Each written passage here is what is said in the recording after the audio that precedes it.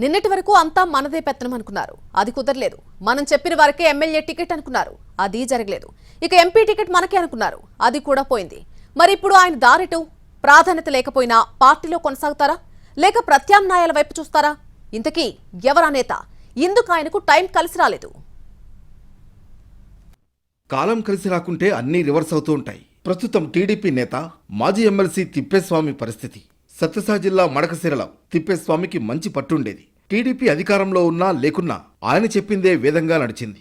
కానీ ఇప్పుడు scene reverse అయింది. మడకశిర నుంచి మాజీ ఎమ్మెల్యే ఈరన్నకు టీడీపీ టికెట్ వస్తుందనే ప్రచారం జరిగింది. దీంతో ఈరన్నకిస్తే సహకరించేది లేదని తేల్చి చెప్పేసింది తిప్పేస్వామి వర్గం.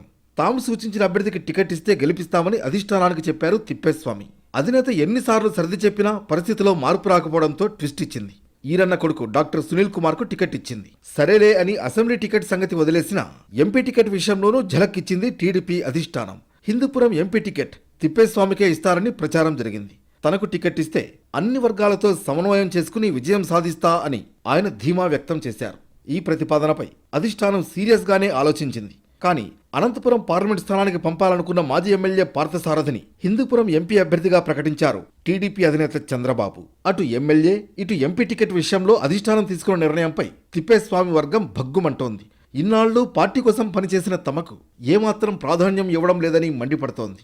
ఇదే విషయంపై అనుచరులు సన్నిహితులతో సమాలోచనలు జరిపారు తిప్పేస్వామి. అధిష్టానం నిర్ణయంతో రాజీపడి పార్టీలోనే కొనసాగాలా లేక మరేదైనా దారి చూసుకోవాలా అనే విషయంపై తేల్చుకోలేకపోతున్నారు.